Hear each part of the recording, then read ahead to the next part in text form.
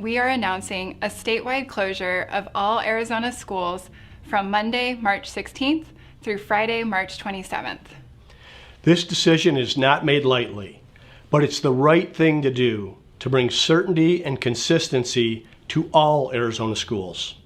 Schools closed. That was the announcement back on March 15th. It's been a road of uncertainty and challenges since then, but now it's time to go back to school. Families in the Riverside and Higley districts started remote learning today. More than 24 other districts will follow suit in the next week. With so many unknowns surrounding the new school year, ABC 15's Danielle Lerner shows us what distance learning will look like.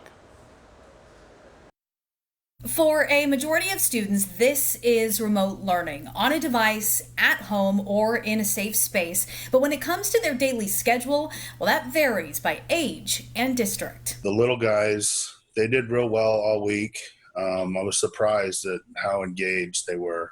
Todd Furnish's 4 boys, ages 5 to 17, started remote learning last week in the Apache Junction Unified School District. And while daily schedules for the district's K-12 students are set with live instruction from 9 a.m. to 2 p.m., it's definitely not your normal school day. Instead of preparing to be like, oh yeah, I get to go shopping, what am I going to wear on the first day of school? It's, oh, do I have my Chromebook charged so I could wake up and join class? How students connect with their class and for how long will likely depend on their district, their grade level, and maybe even their teacher. For instance, K through 4th graders in the Higley district only have about 90 minutes a day of virtual live instruction. 5th and 6th graders have about 6 hours blocked out. In Phoenix's Creighton School District, a sample schedule shows 3rd through 5th graders with about 4 hours of live instruction and 2 hours of independent learning.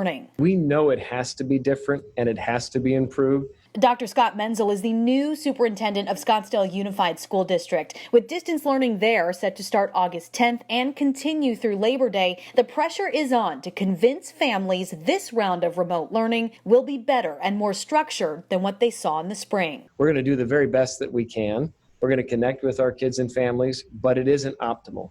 And so it will be better than 4th quarter, and still it will be virtual. So that's the challenge that we're facing. One thing I noticed is they were extremely hungry each day for lunch.